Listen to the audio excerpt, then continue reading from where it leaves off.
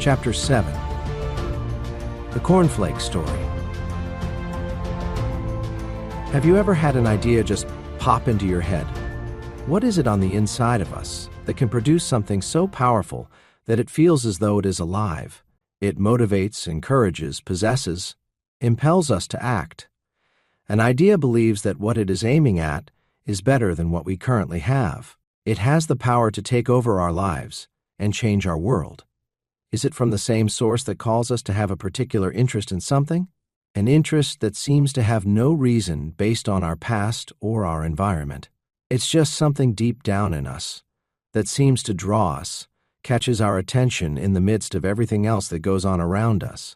We are drawn to it as though there is a magnetic force field pulling us in. It's as though it is searching to find us. And it is. We can ignore it if we choose, but it never really goes away. It's always lurking in the recesses of our very being, whispering to us, "If you look for me, I will find you." It is often the very thing we feel least qualified to do or capable of doing, something that our life circumstances are in the way of us pursuing. However, there are often clues to what it is. Here are some questions that might help you seek it out. 1. What would you do if time and money were not barriers for you? 2. What would you be excited to get up every morning to do? 3. What would you really enjoy learning about? I also believe that another clue would be that your idea would be of benefit to others, and not just for your personal gain. Think of where you want to be in 5 years. Imagine that every part of your life is 10 out of 10. Get excited about that.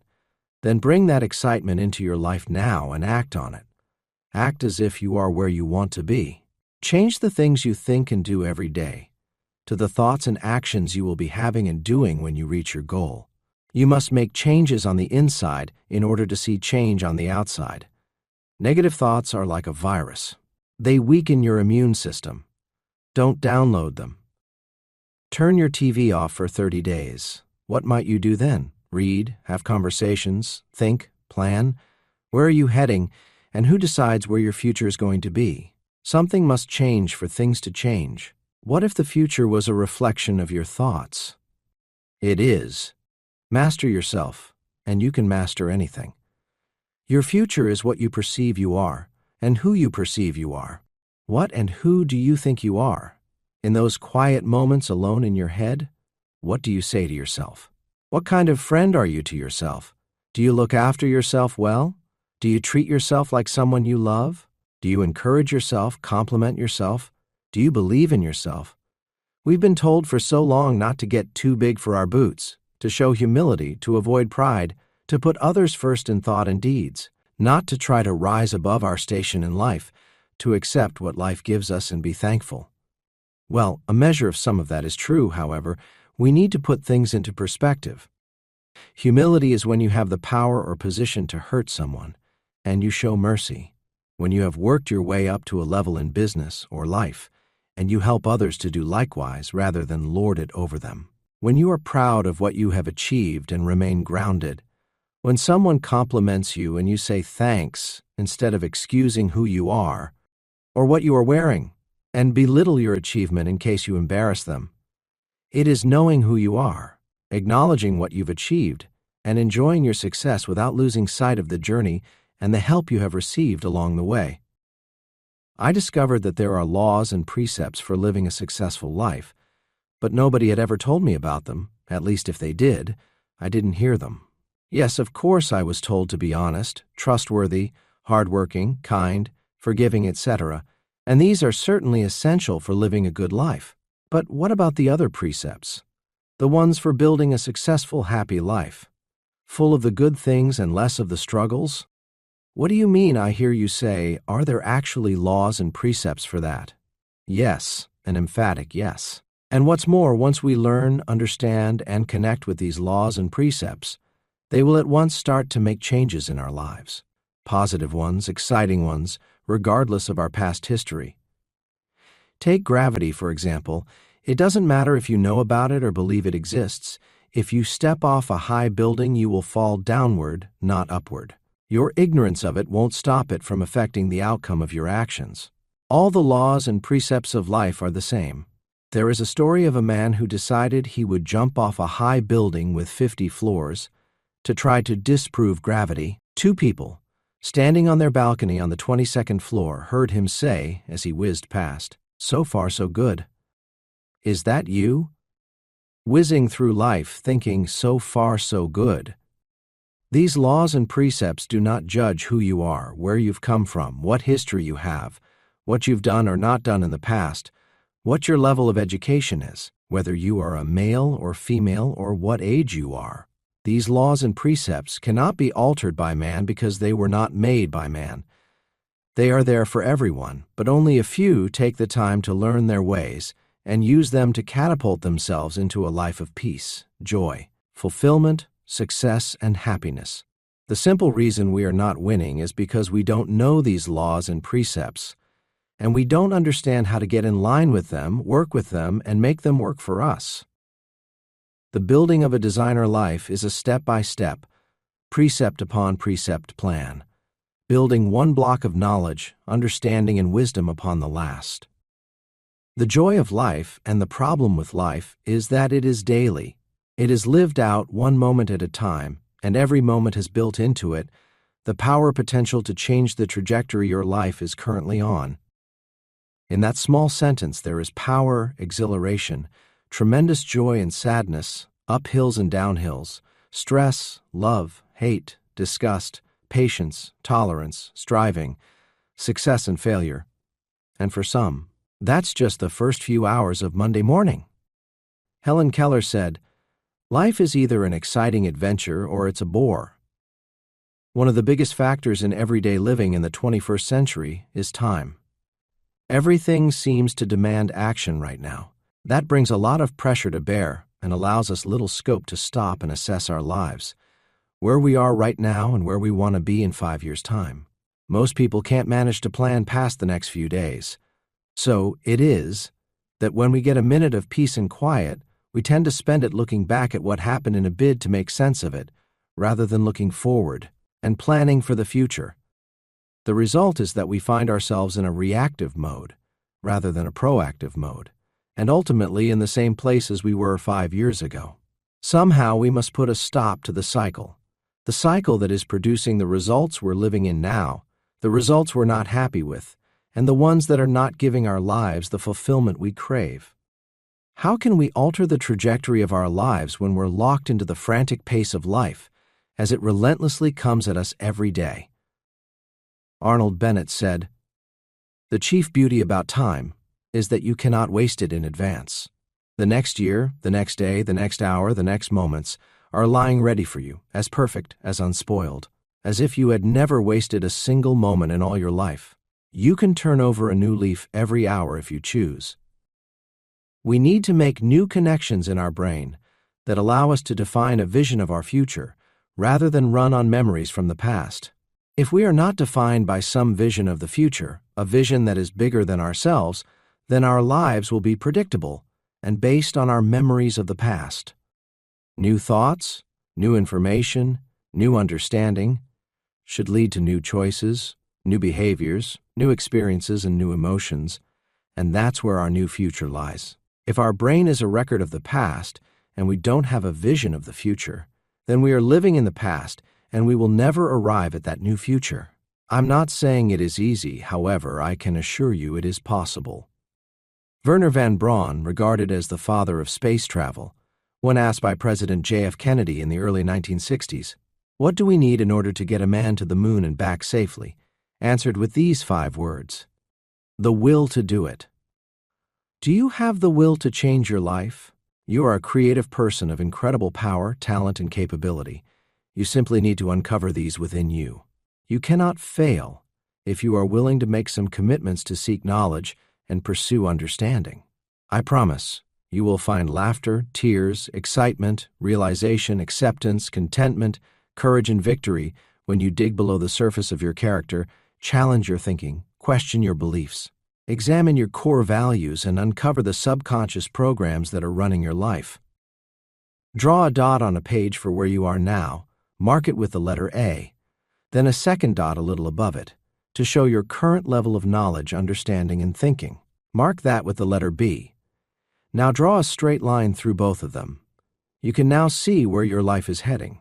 If it's in the direction of your dream, then keep on going. However, if your dream life is off to the side and you think it's unobtainable, then let me show you how to start to make some simple adjustments. Draw a dot, a little to the right of your dot B. Mark it with the letter C. Now draw a line from A through C. You can see that you only need to shift your knowledge, understanding and thinking a little to completely change your long-term trajectory. When you start on this journey, you may discover that where you thought you wanted to go changes as your view changes. That's good. Each new target will bring you along that road and give you a different view of your future potential. Every new position offers more possibilities. Thinking is a continuous process. The question is this: are you thinking with your brain or your body? Can you think with your body? Yes. Let me explain. When you are in the midst of an experience, all of your senses plug you into the environment, and as you are gathering all that data from your external world, it creates an emotion which rushes to your brain and causes your neurons to spring into action, causing your brain to make a chemical, and that chemical is called a feeling. Once you have a feeling, your mind tries to identify it based on stored information. If feelings are the product of past experiences, and you are feeling the same way every day, doesn't that mean nothing new is happening in your life? If those feelings produce certain thoughts, and you can't think greater than how you feel, you will find that events in your life have left an imprint in you. You may feel sadness, guilt, shame, unworthiness, insecurity, or many other feelings that were created from past experiences. These drive certain thoughts, and they make you feel a certain way. That cycle conditions the body to remember the situation better than the mind, and now your body is literally in control, but in the past.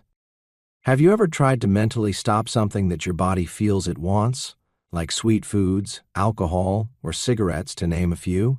When you do, your body screams at you, "Today is not a good day to start. Leave it until tomorrow."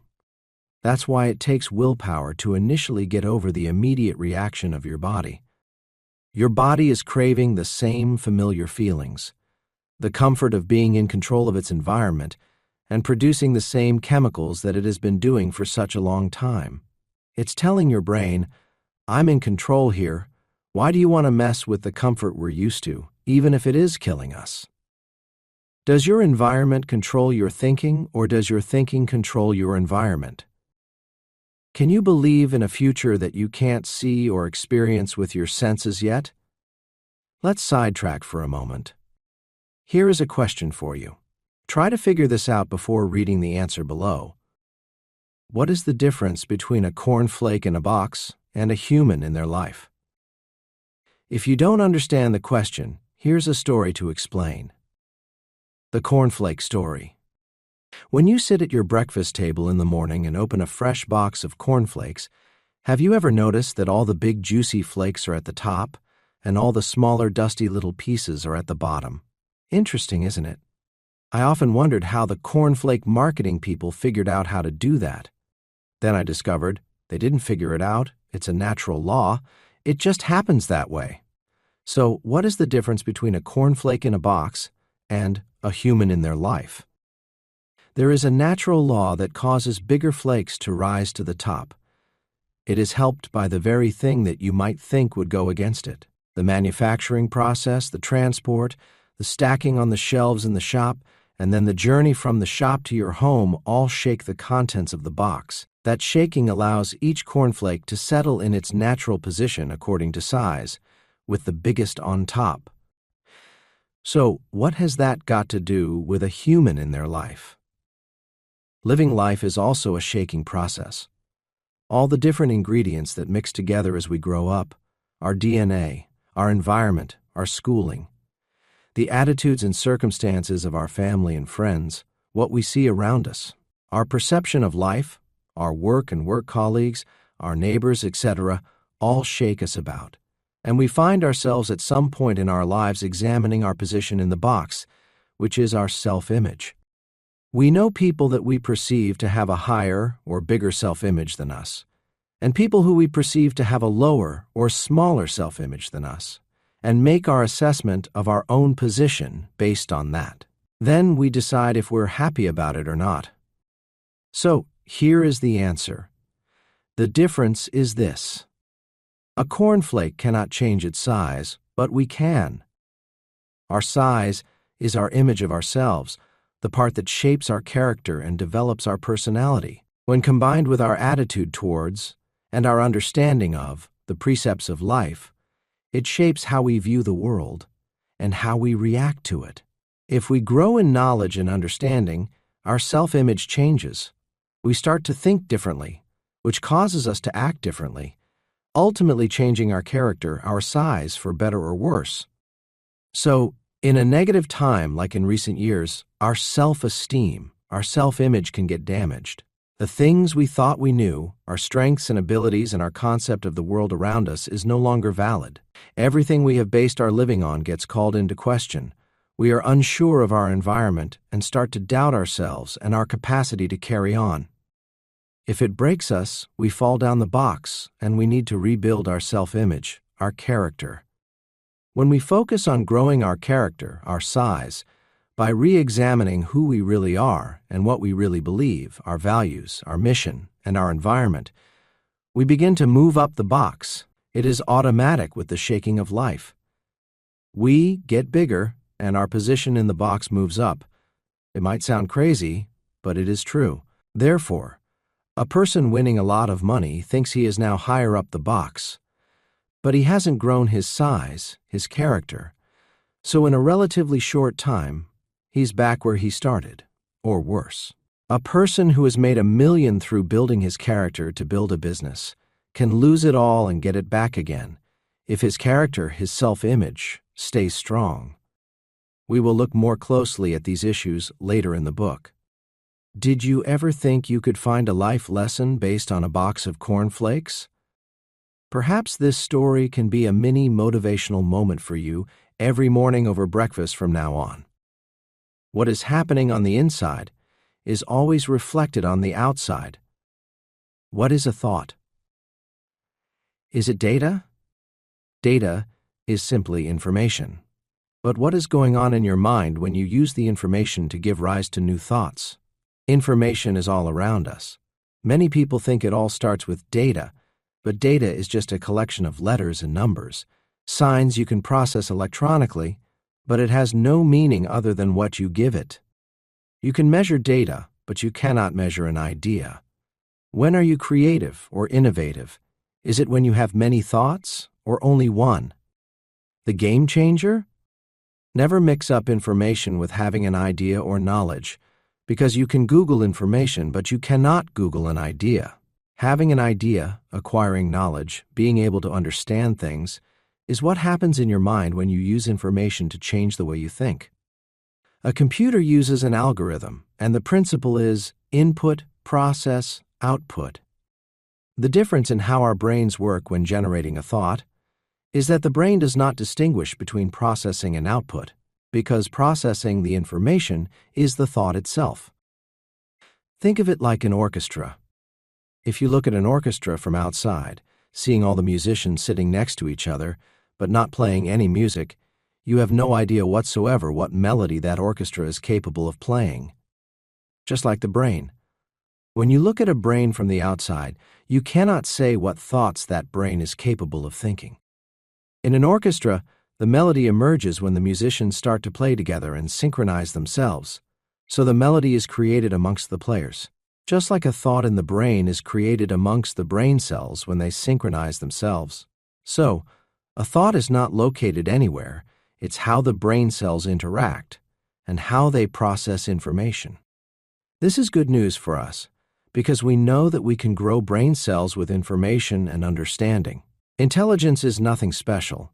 It simply means you can follow rules fast and efficiently, but not how to change them.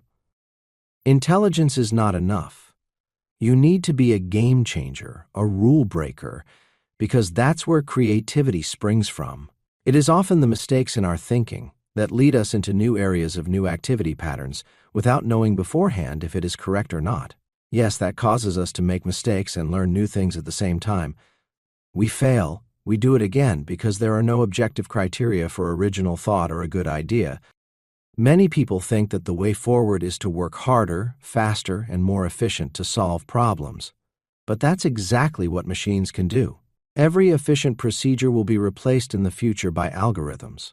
What cannot be replaced is inefficient thinking, integrating new ideas, giving rise to understanding by means of error, creating new ways of looking at things, exploring without fear of failure.